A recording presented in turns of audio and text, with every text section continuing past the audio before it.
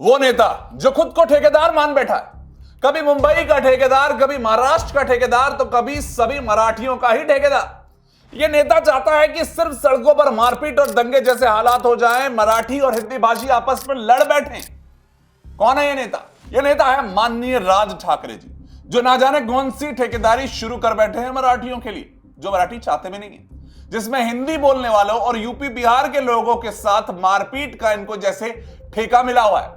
राज ठाकरे जी कहते हैं जो मराठी नहीं बोलेगा उसे थप्पड़ मारो, यानी जो बाहर का होगा महाराष्ट्र में और मराठी नहीं बोल पाएगा उसको पीटो। ये आंदोलन चला रहे हैं। वाह ठाकरे जी, ये कैसा राज है आपका। मराठी नहीं बोली तो मारपीट होगी, हद है। कुर्सी की एक भूख में खेला जा रहा है खतरनाक दांव।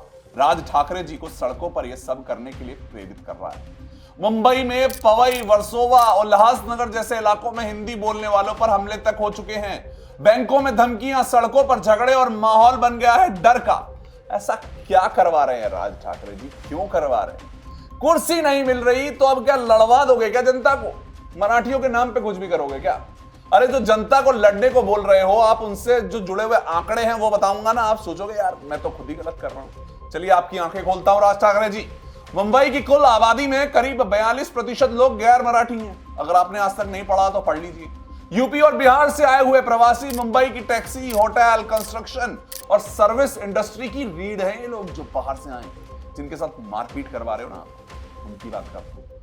आर्थिक योगदान की भी बात कर लेते हैं तो मुंबई की जीडीपी का सबसे बड़ा हिस्सा इन वर्कर्स के पसीने से आता है। और ये लोग कोई अपराधी नहीं है बल्कि टैक्स पेयर हैं, मेहनत कश है, कुर्सी नहीं रोटी के लिए लड़ रहे हैं। आप तो अपनी कुर्सी के चक्कर में मराठी और हिंदी इनकी लड़ाई करा बैठे। और आपने तो मुंबई के रहने वालों को भी नहीं छोड़ा। आपके हिसाब से तो मुंबई में पैदा हुए हैं और मराठी नहीं बोल रहे हैं, आप तो उसको भी पीट जाओगे। कुछ भी मतलब। कौन बोला है 2008 उत्तर भारतीयों पर हुए हमले, रेलवे नौकरी देने पर हुआ हंगामा, यहां तक कि जया बच्चन की फिल्म पर बैन की धमकी सिर्फ इसलिए क्योंकि हिंदी बोली थी। अब 2025 की बात तो आप मैं जानते ही हो, फिर वही चाल चल रहे हो। मराठी नहीं बोलोगे तो थप्पड़ मारूंगा। अरे राजनीति की दुकान चलाने के लिए फिर से नफरत का सामान क्यों बेचा जा रहा है भाई? ये क्या नेता है जो रैली से निकलता और पीछे जनता की छाती पर दंगे की आंख को छोड़ने की कोशिश कर रहा है? क्या ऐसा है? एमएनएस की हालत आज क्या है? ना लोकसभा में ना विधानसभा में कोई सीट नहीं है इनके पास। राजनीति खत्म हो चुकी है तो अब चालू हो गई है नफरत की राजनीति। क्या मराठी और हिंदी बोलने वालों को बांट कर कोई नेता बड़ा बन सकता है? या फिर ये हमारी एकता की ताकत जो है ना, वो भारत को बनाती है? राज ठाकरे जी को पता ही नहीं। राज ठाकरे जी लोग समझ चुके हैं ये भाषा की लड़ाई नहीं, आपकी सत्ता की साजिश है। आप आकर बोलें कि मराठी नहीं बोली तो मारेंगे।